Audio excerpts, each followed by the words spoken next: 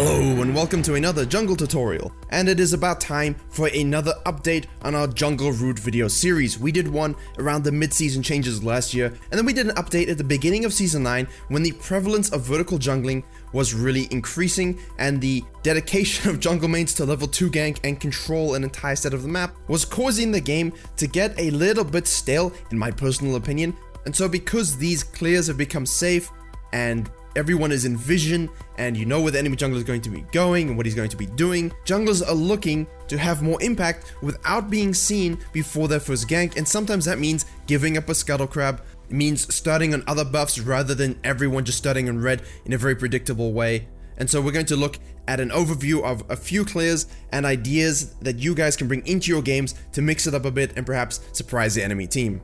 So last July or so, there was a typical path used that subsequently evolved to a counter jungling option path as you see on the screen now.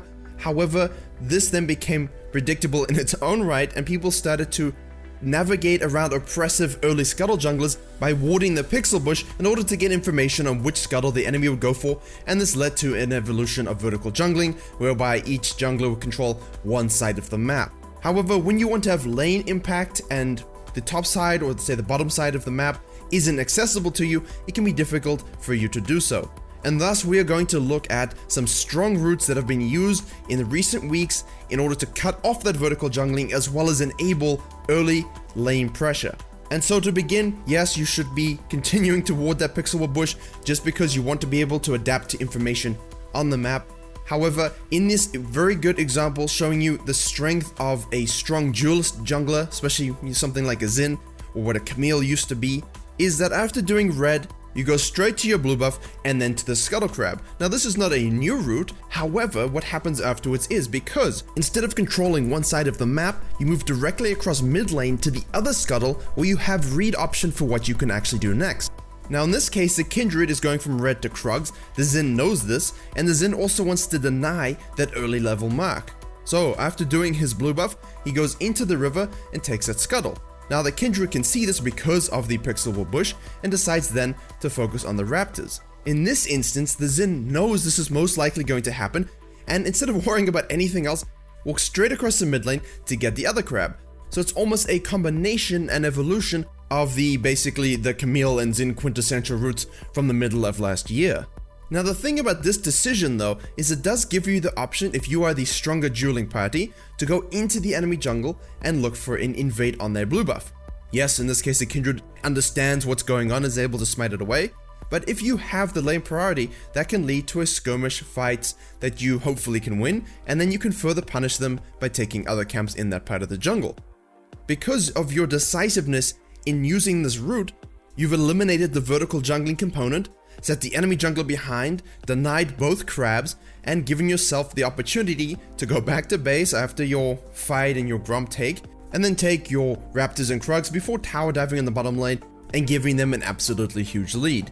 Now from this you can go back and head to the top side of the jungle. Naturally, if you show again on the bottom side, it's likely that you do get counter jungled.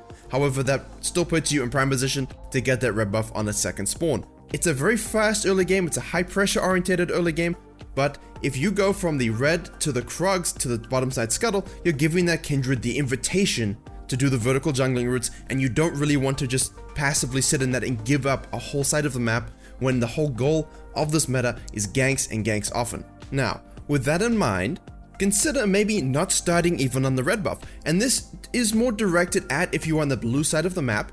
However, because bot lane has such importance, because of this rise of very predictable vertical jungling paths, some of the highest ranked junglers have actually moved to beginning their clear on their blue buff, which results in their top lane unleashing, them taking the grump, taking the top side scuttle, and then looking at mid lane directly. If you can level 2 gank and the lane is in an advantageous position, go for it.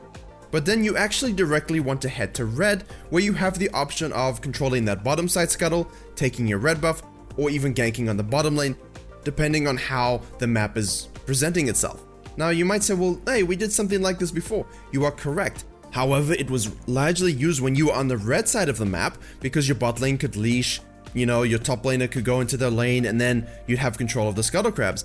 Now it's being used when you're on the blue side of the map because you want your bot lane to get to lane as soon as possible. Level 2 spikes, lane priority, because that can enable plays for you on that bottom side of the map, as well as completely neutralizes any attempts at vertical jungling as you, just like the other route, show yourself going across the mid lane.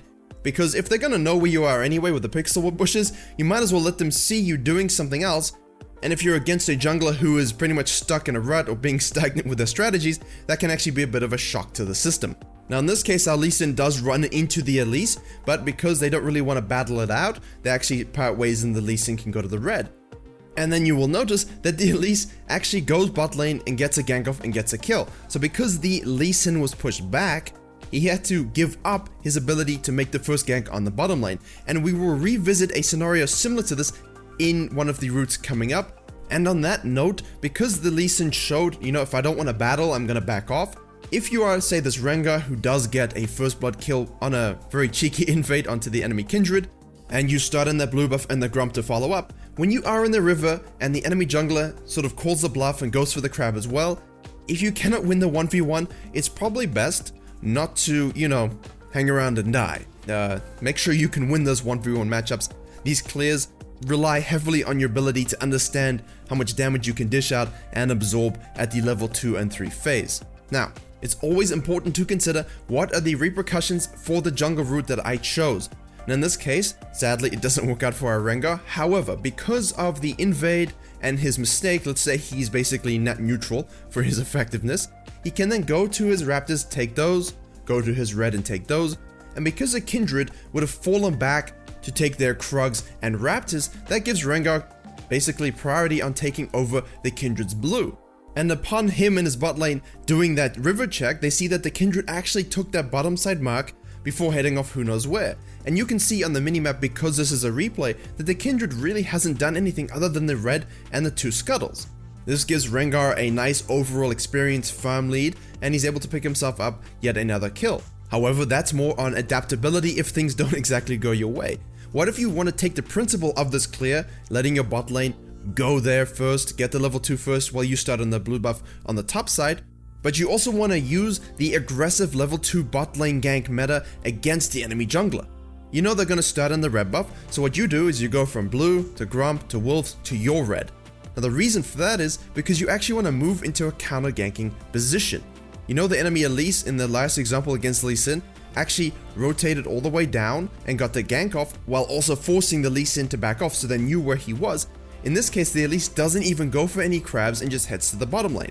Now, she is spotted, she isn't able to get a gank off. This depends on the state of your lanes, CCs available and so on, but it does give her direct access to that bottom side scuttle crab. And this is important because you don't always want to be seen as a jungler, and with wards in the rivers to protect crabs so much and on buffs to defend them and vertical jungling becoming predictable, simply giving up some early crabs and then getting level 3 for a counter gank or a gank somewhere else can be quite refreshing overall. But as you've seen, if you reverse this route, which you can do, and go from the red and then clear the whole blue side, the key is clearing the whole blue side, and there isn't anything available to you, you get a crab, but you're not able to counter jungle or get ganks off because the enemy has perhaps gone for a full clear, you don't actually have a lot of impact. So it results more about your understanding of jungler tracking and taking advantage of people's aggression and stereotypical clears. So then, let's look at our final impact route and sort of combine the principle we just discussed with the previous one.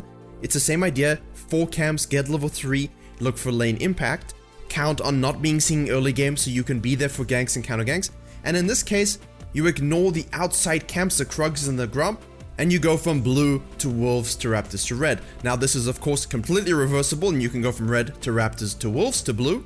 And just a little adaptation that you should know about: if you are a single target champion who's better at those camps, like say the Elise, instead of doing the Wolves, you can go to your blue and take the Grump. So that's a little bit interchangeable and something to keep in mind. But the goal here is exactly the same thing: look for a gank on the bottom lane or perhaps set up a counter gank. However, in this case, you can see the Elise is much faster than the Kha'Zix at doing this route, and as such, goes for the gank before he does. And guess what? Kha'Zix is met with an unfortunate surprise. The Elise full combo at level 3 is kind of difficult to handle if you are a little bug, and he gets squashed out. They also go for a 2000 IQ tower dive, But I guess because this is the top of the challenger ladder, all those IQ points cancel out to 0 and everyone dies. Don't greed, yeah? You got the Kha'Zix kill, maybe you get one more and you leave, don't necessarily need to smash everything. Now that was an example of 2 people doing the same clear with the same idea and basically the raw strategy behind starting on the blue buff when you are on the blue side of the map. But let's look at similar clears but with a bit of adaptability, because as with all jungle routes, you need to be able to react to what happens on the map. So in this case, the Rek'Sai is going to do one of our blue side clears. When she's on the red side of the map, she takes the blue buff, Gromp, Scuttle, just like the classic route. Goes across the mid lane, not even looking for a gank, straight to the red. She doesn't want a vertical jungle, she wants to get river control. The Jayce jungle on the other team has actually gone from red to Raptors, and then most likely is going to do our last clear where he goes to Wolves and blue. However, upon seeing that information that the Rek'Sai has gone straight to red buff, he knows that she's done the Scuttle Crab and he does want to get one of those for himself. Early game, they have a decent amount of XP for what they are, and they do scale quite heavily, so you want to be able to at least control one of them early.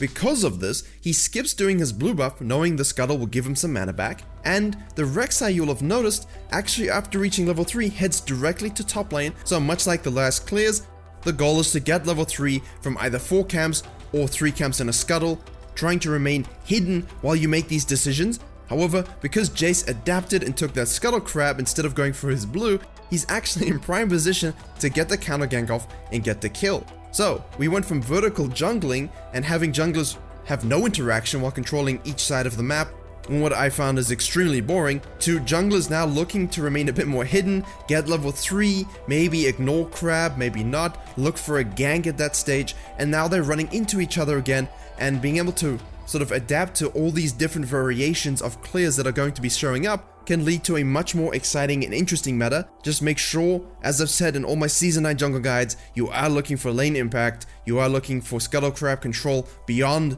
the first clears, and if you are looking for safer options or more stereotypical buff to buff ganking clears, I will link both of the previous jungle routes videos in the description below.